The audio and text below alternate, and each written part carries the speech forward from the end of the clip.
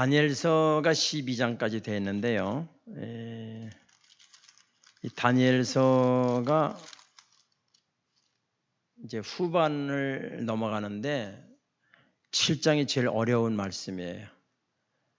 7장 물론 다니엘서가 다 어렵습니다. 왜냐하면 예언으로 되어 있기 때문에 다 어렵지만은 그 중에서도 7장은 왜 어렵는가 하면은 네 가지의 짐승이 나와요. 오늘 여기서 네 짐승이 나오는데 네 짐승에 대한 해석이 분분합니다. 그렇기 때문에 좀 어렵고 또 오늘 제목을 적그리스도라 네 짐승이라고 붙일까 하다가 천사가 다니엘 꿈을 해석해 줬는데 다니엘도 이 네 짐승 가운데 맨 마지막 짐승인 적그리스도에 대해서 천사에게 물어봐요.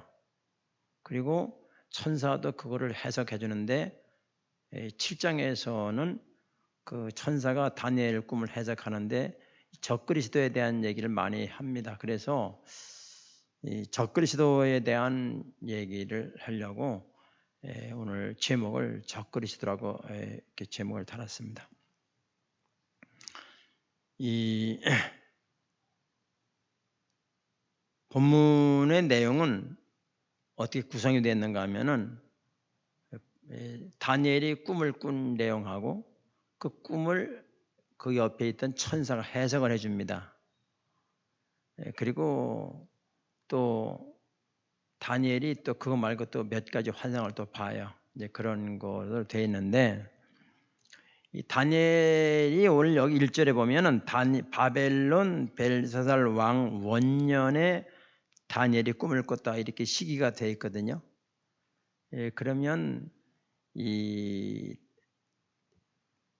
다니엘이 한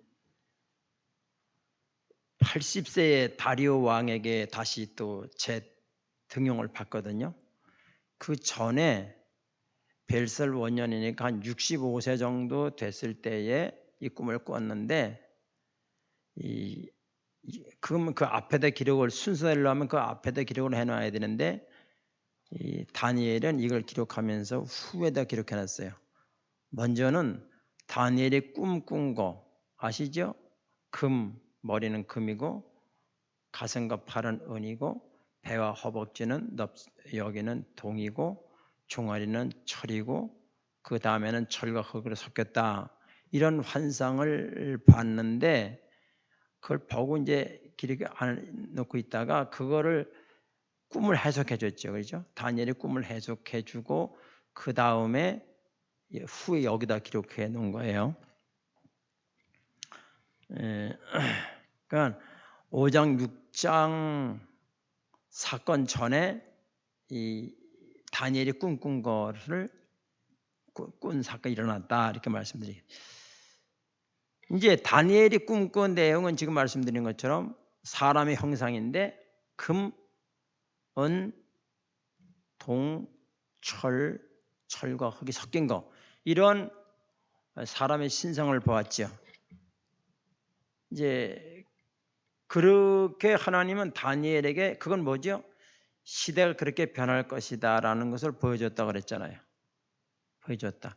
그런데 오늘 다니엘도 네 짐승이 나오게 되는데 천사의 해석을 보면 네 왕을 가리킨다. 앞으로 일어날 왕을 가리킨다라고 해요. 같은 꿈인데 하나님은 느부갓네살 왕에게 먼저 꾸게 하고 다니엘이 해석을 하게 해줬고 여기서는 다니엘이 직접 꿈을 꾸게 해서 그걸 또 기록해 놓게 했고 이렇게 됐다는 겁니다. 이 금신상, 금으로 된 시대는 바벨론 시대고 은으로 된 시대는 메데파사 그래서 페르시아 시대고 그다음에 동은 그리스 헬라 시대고 철은 로마 시대다. 주로 이 해석이 일반적인 해석이라는 저는 이제 뭐 해석이라는 게 여러 가지가 있죠. 그때 가서 몇 시까지 되는 건 아니지만은 꽤 여러 가지가 있는데 일반적인 해석을 따르려고 합니다. 그래서 바벨론, 페르시아, 그리스, 로마 이렇게 이렇게 됐단 말이야. 그 여기서 이제 네 짐승이 나와요. 네 짐승 뭐 내용은 이제 같은데 하나님이 반복적으로 아마 보여주신 것 같아요. 근데 그 다니엘서 2장에 이제 그 느부갓네살 왕이 그 큰 신상을 꿨는데 뜨인 돌이 와서 그 신상을 딱 치니까 그 산산조각이 났다. 그리고 돌이 점점 커지더니만은 온 세상에 꽉 차게 됐다. 이런 얘기를 하지요. 그래서 앞으로 다가올 세상은 다 없어질 거다. 인간의 왕국은 다 없어질 것이고 맨 나중에 하나님이 세운 왕국만 영원히 존재할 것이다 라는 사실을 알려주지요. 그 다음에 느부갓네살이 두 번째 또 꿈을 꿔요. 그 두 번째 꿈은 큰 이렇게 나무가 있잖아요. 나무가 큰데 거기 뭐 새들도 와 깃들고 사람도 와 깃들고 동물도 와 깃들고 그런 이제 꿈을 꾸게 되죠. 근데 위로부터 천사가 내려오더니만은 그 나무를 박살을 내요. 그게 나무가 다 잘라지고 쪼개지고 열매는 떨어지고 사람들은 다 도망가고 새들도 다 가버렸다. 그런 이제 꿈을 꾸게 돼요. 그 다음에 또 이제 벨사살이라는 사람이 왕이 되죠. 지난번에 말씀드린 대로 벨사살 아버지는 다보니누스인데 이 다보니누스가는 외치를 국토를 확장하기 위해서 외치에 나가 싸우게 되고 이 벨사살은 안에서 정치를 하게 되는데 이것을 일반 역사책에는 없다는 말씀드렸죠. 왜냐하면 정식 왕이 아니기 때문에. 그래서 이것은 총리 겸 왕이다. 그래서 공동 왕으로 이렇게 바벨론을 다스리게 된다고 말씀을 드렸죠.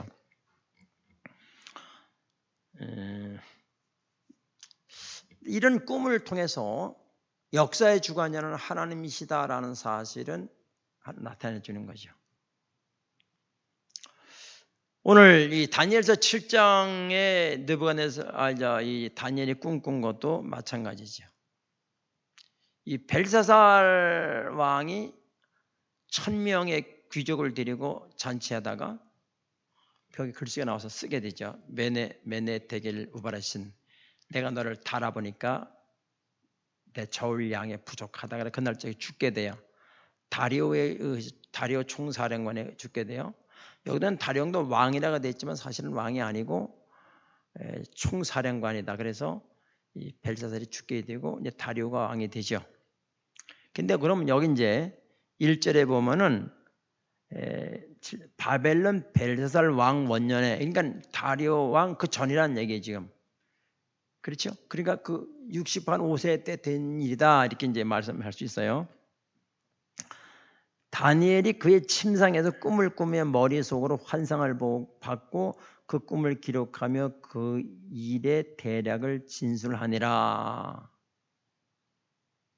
다니엘이 진술하여 이르되 내가 밤에 환상을 보았는데 하늘의 네 바람이 큰 바다로 몰려 불더니 큰 짐승 넷이 바다에서 나왔는데 그 모양이 각각 다르더라 이렇게 돼 있죠. 우리가 알 것은 성경에 보면 대해라는 말이 나와요. 대해. 이스라엘은 이제 바다를 세 가지로 보는 거예요. 하나는 갈릴리 호수인데 원래 바다 아니에요. 근데 갈릴리 호수를 갈릴리 바다라고 말하기도 하고 갈릴리 호수라고 말하기도 해요. 갈릴리 바다가 하나 있고 그다음에 그 쭉 내려오면 사해 바다예요. 사해 바다. 크진 않지만은 그것도 뭐 바다라고 호수, 큰 호수라고 보면 맞은데 근데 해마다 물이 줄어들어 가지고요. 옛날에는 사이가 엄청 컸었는데 그때니까 더 컸겠죠. 바다라 그랬던 거예요. 지금은 바다라고 할 수가 없을 정도로 해마다 한 1m씩 뭐 한 50m씩 50cm인가 계속 물이 줄어들어가요. 그 뭐 지금 바다가 호수 같은 거죠. 옛날에 이 당시에는 바다에 꽤 맞았을 거예요. 우리나라도 물이 많이 줄잖아요. 그래서 갈릴리 바다, 사해, 그 다음에 지중해가 있어요. 그 지중해는 이제 큰 대해라 그래. 여기서 이제 뭐라 그랬죠? 큰 바다라 이렇게 사방에서 네 끝에서 바람이 몰려오는데 하나님의 역사 나타날 때는 뭐 천둥, 번개, 큰 바람소리, 우레와 같은 소리 이런 게 나타나잖아요.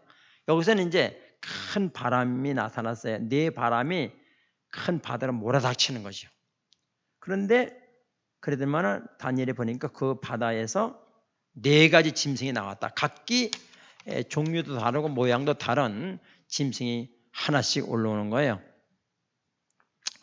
첫째 짐승이 뭐냐? 자, 4절에 보니까 첫째는 사자와 같은데 독수리의 날개가 있다니. 그럼 다니엘에서 2장에 나오는 금신상에 비하면 이건 뭐가 될까요? 바벨론이 되는 거예요. 자, 보세요. 첫째 사자는 사자와 같은 독수리의 날개가 있다니 내가 보는 중에 그 날개가 뽑혔어. 뽑혔죠. 날개가. 사자가 사자 같은 거예요. 사자 같은데 독수리의 날개가 사자 같은 동물의 날개가 있는 거 이상하죠? 내가 보는 중에 그 날개가 뽑혔어. 뽑히고 또 땅에서 들려서 사람처럼 두 발로 서게 해서. 사자는 네 발로 있어야 되나? 근데 사람들 서버렸어. 그 사람의 마음을 받았더라. 복잡해요. 모양은 사자인데 사람의 마음을 가졌고 사람처럼 섰고 또 등어리에는 날개가 달려있고 이런 걸 이제 봤죠.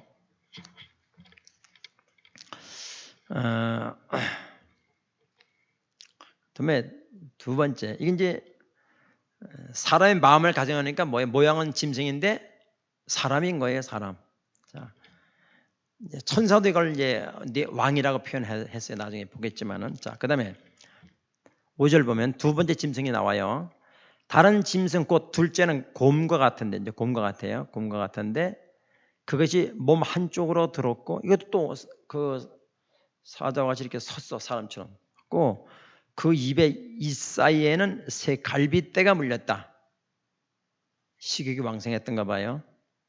그것에게 말하는 자들이 있어 이르기를 일어나서 많은 고기를 먹어라. 이게 뭐예요? 다른 나라를 침범해라 이 얘기예요. 침범해라. 고기를 먹어라. 아주 강력한 거죠. 물론 여기서 이제 일반 학자들은 여러 가지 의견이 분분해요. 새 갈빗대가 누구냐? 이집트 왕국, 바벨론 왕국, 루디아 왕국이라고 설명하는 사람도 있어요. 근데 저는 얘기 다 잊어먹을 테고 그러니까 저는 그냥 새 갈빗대는 해석을 안 하고 그냥 지나갑니다.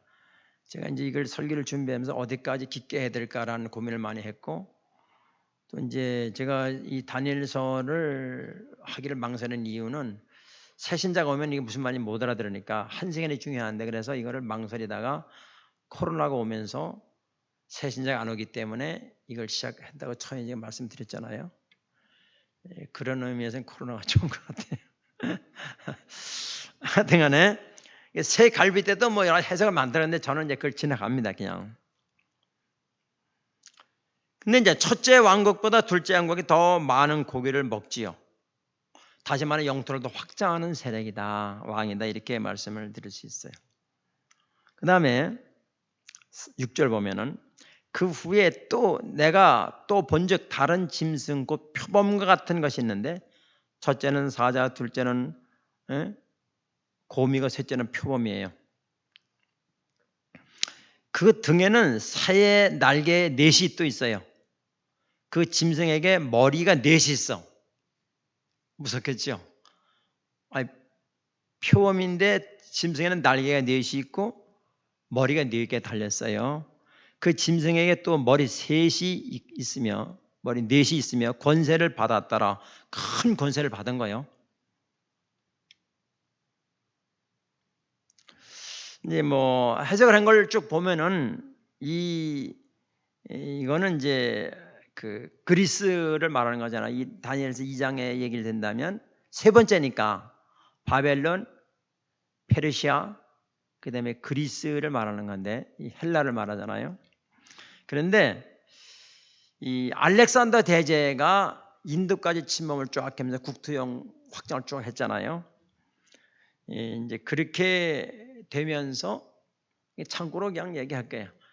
이 알렉산더가 말라리아에 의해서 일찍 죽어요. 요절을 해요. 그것이 그 장군 넷이 나눠가 갖게 됩니다. 통치를 하게 돼요. 그리스가 4개로 나눠진다. 그냥 참고로 여러분 한번 그냥 참고 삼아 들으시면 되겠어요. 그리고 이제 넷째 짐승이 나와요. 7절부터 나오는데 내가 또 밤 환상 가운데 그 다음에 본 넷째 짐승은 특징이 나오죠. 이건 어떤 모양이 없어요. 그냥 무섭고 놀라우며 매우 강하며 쇠로 된 큰 이가 있고 먹고 어떤 것도 다 부셔뜨려 버리. 쇠로 된 이니까 그 나머지를 발로 밟았고 이 짐승은 전에 모든 짐승과 다르고 또 10뿔이 있더라. 근데 10뿔이 있어요. 10뿔이 있어요.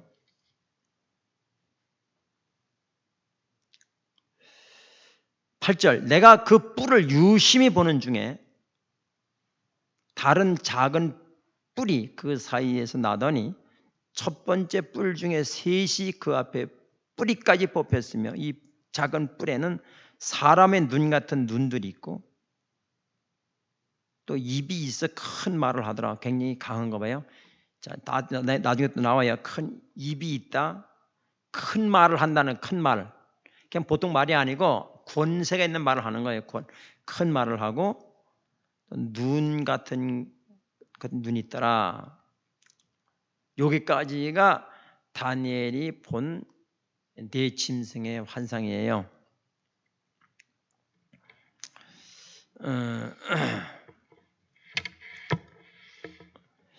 다니엘은 이 꿈을 꾸고서 굉장히 번민을 해서 그랬겠죠. 뭐 처음 꾸는 꿈이라 그전에 이제 느부갓네살 왕이 꿈꾼 건 해석해 줬잖아요. 해석해 준 자기가 꾼 건 처음이란 말이에요. 그러니까 얼마나 무섭고 이게 말이 이랬죠. 바람에 몰아치는데 막 거기서 짐승이 올라오는 이상한 뿔 달린 것들이 나오고 얼마나 그렇겠어요. 그러니까 자 15절 봐요. 이 다니엘이 중심에 근심하며 내 머릿속에 환상이 나를 번민하게 한지라. 얼마나 번민이 되겠어요. 그래서 어떻게 했죠? 16절에 내가 그 곁에 모셔 선 자들 중에 천사를 말하는 거예요. 하나에게 나아가서 이 모든 일의 진상을 물음에 그가 내게 말하여 그 일의 해석을 알려주었다. 그러니까 천사가 다니엘의 꿈 해석을 해준 거예요. 뭐라고 해죠? 17절 그 네 큰 짐승은 세상에 일어날 네 왕이다. 일어날 네 왕이다 그랬어요. 네 왕. 네 왕이다. 네 왕이 뭐예요? 아까 말한 바벨론, 페르시아, 그리스, 로마 이거를 말한다고 일반 주석가들은 거의가 이 얘기를 하는 거예요. 내 왕이라 지극히 높으신 이의 성도들이 나라를 얻으리니 그 누림이 영원하고 영원하고 영원하다. 자, 영원한 말을 3번 써요. 하나님이 세우신 나라는 영원하고 영원하고 영원하다. 그럼 그러나 무슨 말이에요? 사람이 세운 왕국은 다 유한하고 없어진다는 거예요. 그러나 하나님이 세운 왕국은 영원하고 영원하고 영원하다. 여러분, 우리가 사는 개인의 육체나 세상의 왕국이나 다 없어져요. 그렇기 때문에 예수님이 뭐라고 그랬죠? 너희는 먼저 그의 나라 의를 구하라. 그리하면 이 모든 걸 더해준다. 우리는 덤으로 주는 게 본 메뉴는 아니잖아요. 뭐를 상품을 사면 뭐 큰 걸 사면은 뭐 덤으로 막 주지. 그 별거 아니에요. 그릇 몇 개 주고 뭐 그런 거잖아요. 큰 거 비디오 인터넷 상품 뭐 많이 주더라고. 뭐 많이 줘. 근데 그거는 본질이 아니에요. 원래 메인이 중요한 거예요. 근데 사람들은 어리석은 사람은 그게 중요한 게 뭐 덤 주는 거에 정신을 팔려 그걸 사는 거예요. 정신 차리세요. 그건 아니란 말이에요. 그건 싼 거예요. 싼 거. 그래서 주님 뭐라 그랬죠? 너희는 먼저 그 나라 의를 구하라. 없어지지 않은 어차피 우리는 8, 90년 가면 없어지는 거예요. 여기다 내 인생을 걸지 말아라. 이건 어리석은 거다. 여기다 시간을 투자하고 돈을 투자하고 우리의 정력을 투자하지 말아라. 이건 다 지나가는 것이다. 귀 있는 자는 들을지어다. 어리석은 거예요. 영원히 없어지지 아니할 나라에 투자해야 된다. 내 모든 일하는 것이 그 나라와 연결이 되어 있어야 된다. 그것만이 영원히 남는 것이다. 그 말이에요. 영원하다가 19절 봅니다. 19절. 이에 내가 넷째 짐승에 관하여 확실히 알고자. 자, 다니엘은 첫째, 둘째 짐승. 그러니까 사자, 곰, 표범은 옛날에 자기 느부갓네살 왕이 꿈꿀 때 자기 들었던 거잖아요. 여기서 보세요. 먼저 느부갓네살 왕은 금, 은, 동, 철과 흙이 섞인 완성을 맞잖아요. 그거는 나라가 그렇게 변화가 된다는 얘기고, 똑같은 얘기를 여기서 뭐로 해? 짐승이 나왔다. 짐승은 뭐예요? 약육강식이에요. 사납게 표현했잖아요. 잡아먹는 거예요. 이빨 가지고 갈빗대 가지고 막 잡아먹는 거지요. 그런데 그렇게 되어가는 변화되어가는 과정은 악랄하게 전쟁으로 된다는 거예요. 짐승으로 표현. 똑같은 거지만은 그것이 어떤 과정을 통해 되느냐 하는 것은 약육강식, 짐승처럼 먹히고 하는 과정을 통해서 그렇게 나라는 변천되어 갈 것이다. 요거는 제가 기도하는 가운데 깨달은 거예요. 책을 본 거 아니에요. 이거는 제가 기도하는 건데 이거는 그런 감동이 오더라고요. 똑같은 꿈이에요. 지금 똑같은 내용이에요. 근데 넷째 짐승인지 잘 모르겠어. 짐승이 아니잖아 이거는. 그러니까 요거는 뭐냐면은 좀 아주 힘들었던 거. 너무 그래서 다니엘이 관심을 가졌어요. 넷째 짐승에 대해서. 그래서 곧 그것은 모든 짐승과 달라서 심히 무섭더라. 그 이는 새요, 새발 그 발톱은 노시요, 먹고 부셔뜨리고 나머지는 발로 밟았고 작세를 내는 거예요. 작세를 먹고 부시고 나머지는 버려버리고 또 그것의 머리에는 10뿔이 있고 권세를 말하겠죠. 10뿔. 그 다음에 그 외에 또 다른 뿔이 나오면 3뿔이 그 앞에서 빠졌고 그 뿔에는 눈도 있고 큰 말을 하는 입도 있고 그 모양이 그의 동료보다 더 커 보이더라. 내가 본즉 이 뿔이 성도들과 더불어 싸워 그들에게 이겼더라. 자, 이 뿔은 뭐요? 단순히 뿔로 나왔는데 이제 성도로 접근이 됐어요. 성도들을 더불어 싸우는 존재라. 이건 뭐예요? 적그리스도예요. 옛적부터 항상 계신 이가 하나님이겠지요. 지극히 높으신 이의 성도들을 위하여 원한을 풀어주셨고 때가 이름에 성도들이 나라를 얻었다.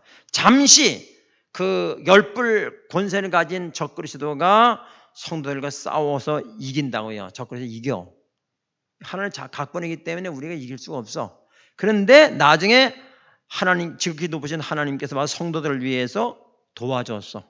그래가지고 결국에는 누가 승리하게 돼요? 성도들이 승리하게 된다는 얘기예요. 여기까지가 천사가 해석을 해준 건데 그 다음에 23절부터는 추가 해석으로 들어갑니다. 추가 해석이에요. 요건 이제 넷째 짐승에 대해서 집중적으로 말하는 건데 볼까요 한번? 자, 23절 같이 한번 읽어볼까요? 모신 자가 시작.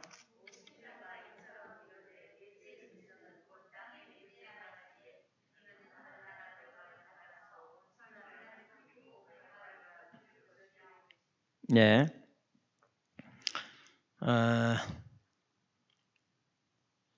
조금 우리 잠시 계시록을 좀 보고 말씀을 이어가도록 하겠습니다. 계시록 13장.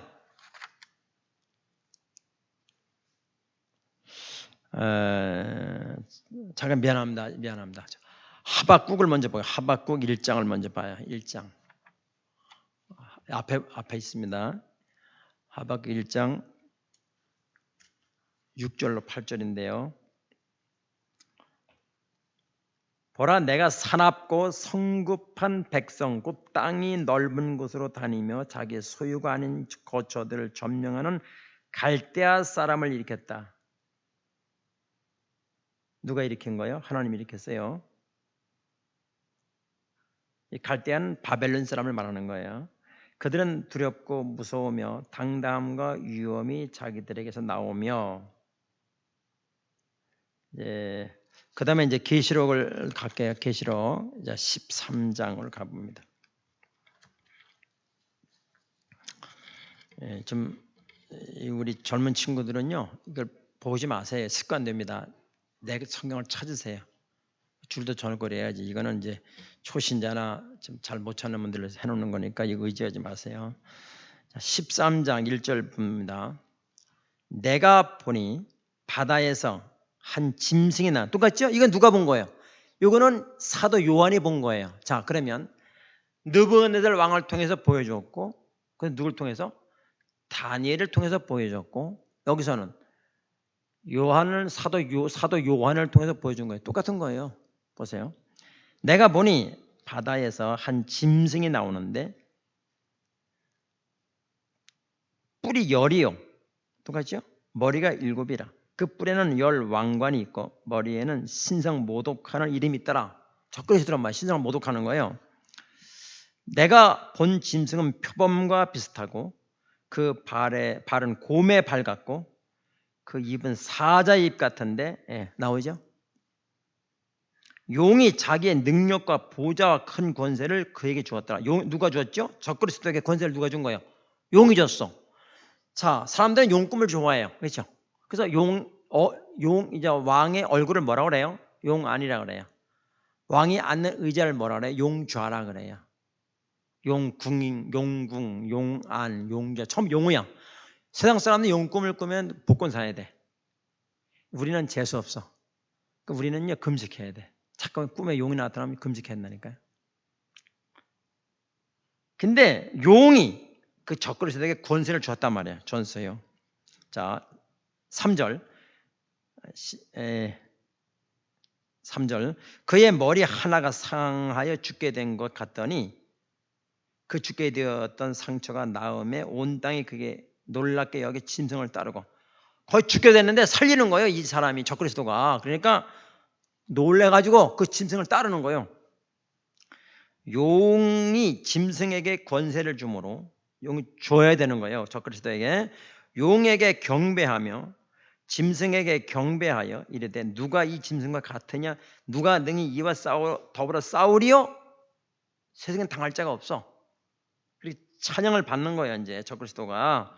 또 짐승에 과장되고 신성 모독을 하는 입을 받고, 큰 입이라 그랬잖아요. 그거 얘기예요. 받고 42달 일할 권세를 받다. 자, 성경에 보면 한때, 두때, 반때가 나와요. 지금 이따 볼 거예요. 한때가 1년이에요. 그럼 두때는 뭐예요? 2년이죠. 그래서 3년이죠. 반때는 뭐예요? 6개월이에요. 그래서 3년 6개월. 3년 반이라고 하는 말과 달로 계산하면 42달. 여기는 42달이라고 표현했어요. 그리고 날로 계산하면 1260일이다. 같은 얘기예요. 같은 말을 분명하게 얘기하기 위해서 1260일, 이스라엘은 31일이요 30일까지예요. 그래서 1260일 딱 떨어지는 거예요. 1260일, 42달 이게 같은 말이다. 같은 말을 다르게 반복해서 하는 거예요. 그러니까 이 적그리스도는 3년 반 동안만 권세를 받는 일시적으로. 그 다음에 6절. 짐승이 입을 벌려 하나님을 향하여 비방하는 하나님을 비방해야 돼. 그의 이름과 그의 장막고 하늘에 사는 자들을 비방하더라. 또 권세를 받아 성도들과 싸워 이기게 되고, 이겨요. 각 족속과 백성과 방언과 나라를 다스리는 권세를 받았으니 죽임을 당한 어린 양 생명책에 상세 이후로 이름이 기록되지 못하고 이 땅에 있는 자들은 다 그 짐승에 경배하더라. 생명책에 기록되지 못한 자들은 그 짐승에 다 경배하는 거예요. 누구든지 귀가 있거든 들을지어다. 그 다음에 13절을 볼게요. 13절. 큰 이적을 행하는 거예요. 오늘 힘이 있는지. 심지어 사람들 앞에서 불이 하늘로부터 땅에 내려오는 거예요. 불이 떨어져. 14절. 짐승 앞에서 받은 바 이적을 행함으로 땅에 거하는 자들을 미혹하여 땅에 거하는 자들에게 이르기를 칼에 상하였다가 살아난 짐승을 위하여 우상을 만들라 하더라. 그가 권세를 받아 그 짐승의 우상에게 생기를 주어 그 짐승의 우상으로 말하게 하고 또 짐승의 우상에 경배하지 아니한 자는 몇이든 다 죽이게 하더라. 그가 모든 자, 곧 작은 자나 큰 자나 부자나 가난한 자나 자유인이나 종들에게 그 오른손이나 이마에 표를 받게 하고 누구든 이 표를 가진 자 외에는 매매를 못하게 하니 이 표는 그 짐승의 이름이나 그 이름의 수라. 지혜가 여기 있으니 총명한 자는 그 짐승의 수를 세어보라. 그것은 사람의 수니 그의 수는 666이라. 한때는 666이 이게 적그리스도 숫자라 그래가지고 뭐 크레디트 카드 같은 거 내는데 기독교 내지 말라 그런 적도 있어요. 저는 그래서 이 다니엘서와 요한계시록을 설자 안 하려고 했어요. 왜냐면 해고면 틀리거든. 그래서 제가 조금 이따 이제 말씀드릴게요. 그래서 이제 적그리스도는요. 보면서 얘기합시다. 7장으로 가서 다시 다니엘서 7장으로 가요.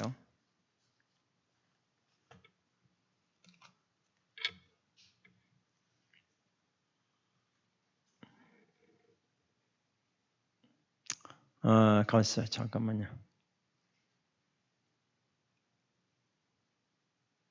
잠깐만요. 띄워주세요. 계시록 17장 한번 더 보고요.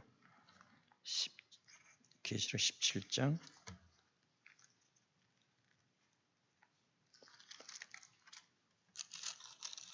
3절을 좀 볼게요.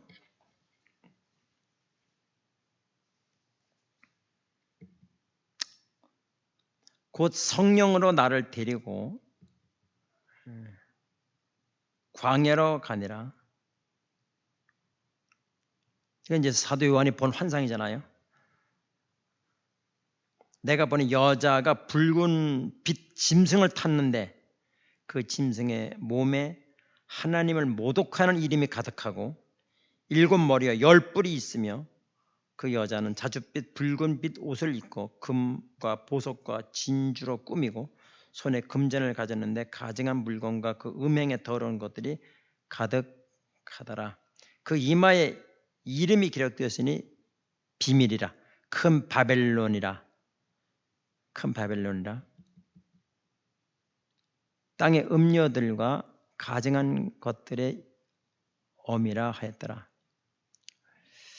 그러니까 이 바벨론은 한 나라를 말하기도 하고 인간의 세운 나라를 바벨론이라고 광의적인 면에서 그렇게 해석을 하기도 한다는 것을 말씀을 드려요. 학자들은 말하기를 이제 다니엘 그 느부갓네살 왕이 꿈꾼 거는 발 밑에 10발가락 있잖아요. 발가락. 그게 흙과 철로 섞여 있다 그랬죠. 한때는 이렇게 해석했어요. 공산주의와 민주주의로 얘기를 했어요. 그래서 공산주의를 철의 장막이라 철로 표현하고 민주주의를 흙으로 표현을 했어요. 그래서 이 둘이 섞였다. 옛날에는 공산주의와 민주주의가 정확히 나눴어요. 지금은 뭐 러시아도 이렇게 되고 뭐 그러면서 섞여지잖아요. 이렇게 해석을 하는 것도 많았어요. 그리고 이제 여기 다니엘이 꿈꾼 거는 10뿔이에요. 10뿔. 10뿔을 어떻게 해석하는가 하면 유럽의 연합기구를 말하네요. 그러면 종아리에서 연결된 게 유럽이잖아요. 그러니까 종아리 로마예요. 로마에서 유럽 연합이 나오게 되고 유럽 연합 기가 짐승을 탄 기예요. 여기 요한계시에 나온 것처럼. 동전에도 나왔고 유럽 그 연합 기가 말을 탄 그 짐승을 탄 그것이 요한계시록에 나온 그대로 된다. 그래서 이제 그 유럽 연합인데 이제 그 유럽 연합의 로마가 중심이잖아. 그 뿌리는 로마예요. 그럼 로마는 교황청이 있어요. 그렇게 말을 일반적으로 다 그렇게 합니다. 로마의 교황청이 결국 나중에는 적그리스도가 되는데, 자 데살로니가 2장 펴주세요. 데살로니가 2장 2절부터 4절인데요. 같이 한번 읽어볼까요? 시작.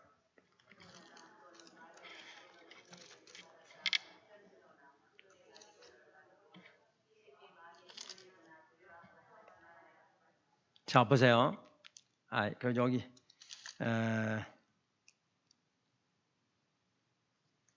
주의 날이 이르렀다고. 주의 날이 뭐예요? 주님이 재림하시는 날. 주의 날이 이르렀다고 해서 쉽게 흔들리지 말아라. 두려워하거나 하지 말아야 된다. 3절 시작. 누가 어떻게 하여도 너희가 미혹되지 말라. 먼저 배교하는 일이 있었고 저 불법의 사람과 멸망의 사람이 나타나기 전에는 그날이 이르지 아니하리라.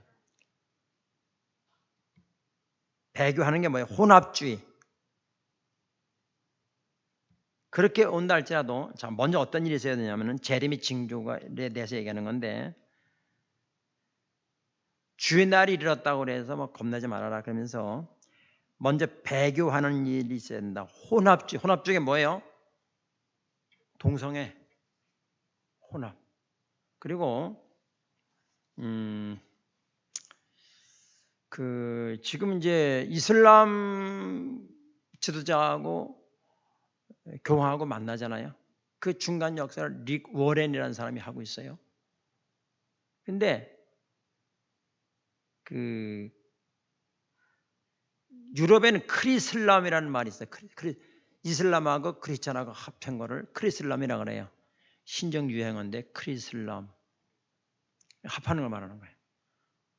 남녀 뭐 사람 짐승과 교합을 하게 되는 걸 법으로 만든다는 거예요. 왜? 이제 이건 원래 세기 때문에 자기 마음대로 법을 만드는 거예요. 그리고 세계를 정치, 경제를 다 하나로 만든, 종교를 하나로 만드니 종교가 필요 없어요. 적그리스도 외에는 종교가 필요 없어. 그래서 우리나라에서 한경림 목사님이 템플 사인을 받았어요. 1995년인가 받았어요. 내가 찾아봤는데 어디다 써놨는데.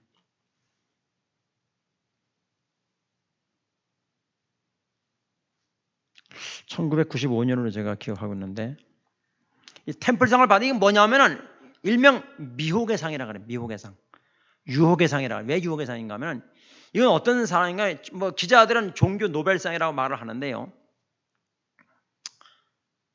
기독교나 천주교나 불교나 다 이슬람은 하나다. 이렇게 하는데 공을 세운 사람이 주는 상이 템플상이에요. 좋은 상이 나쁜 상이요? 나쁜 상이요. 몇 년 전에 부산에서 WCC라고 들어보셨을까요? 이게 뭐냐면 계피나 예수피에 똑같다는 거예요. 우리 성결교는 그거 안 들었어. 교단 안 들었어. 이것 때문에 교단이 막 나눠지고 그랬어요. 근데 우리나라에서 누가 앞장섰느냐?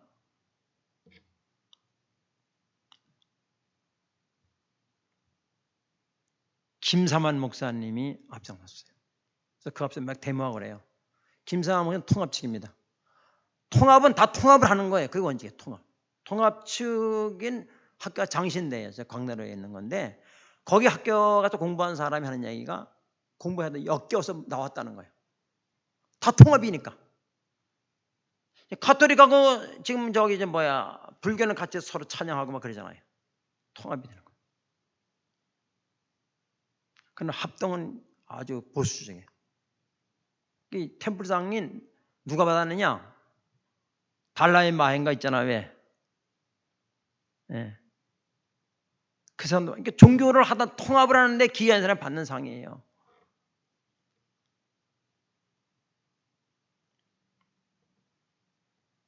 앞으로 시대가 이렇게 된다는 거예요. 모든 종교가 하나, 경제도 하나, 정치도 하나. 그 권세가 센데 앞으로 예루살렘 성전이 세워졌는데 거기에 아까 데살로니가 2장에서 본 것처럼 거기에 앉아서 그렇죠? 성전에 앉아가지고 거기서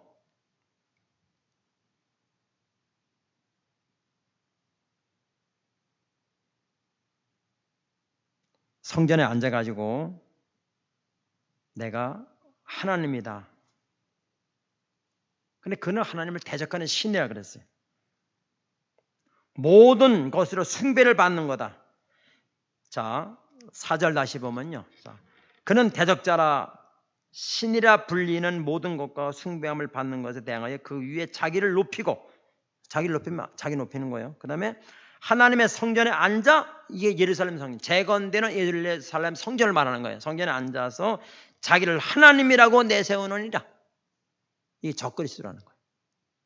자기가 하나님이래. 자기가 뭐 권세가 세니까 용의 권세를 줬다 그랬잖아요.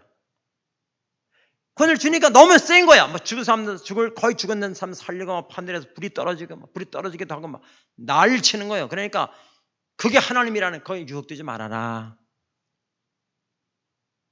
그건 일정 기간 동안 권세를 준 거니까 3년 반 동안 1260일 42달 동안 준 거니까 그때 지나면 끝나는 거다.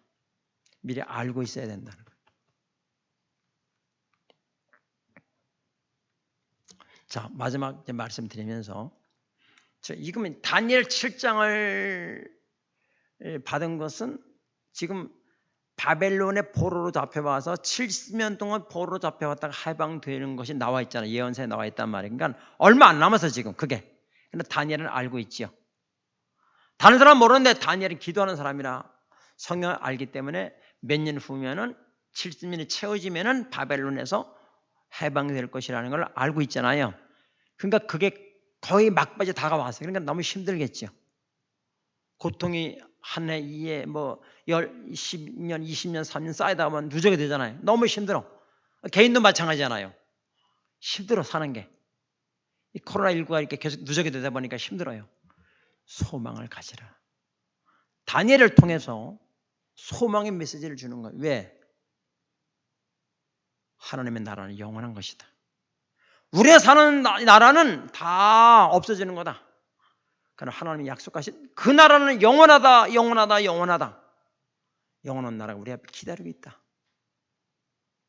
그렇게 하면서 다니엘을 통해서 꿈을 통해서 알려주는 거예요. 여러분, 우리는 이 세상 살기가 힘들죠. 뭐를 기억해야 돼? 그때마다 영원한 나라를 붙잡아야 됩니다. 이 세상 거 없어질 거 아무리 붙잡아봐야, 자식 붙들어봐야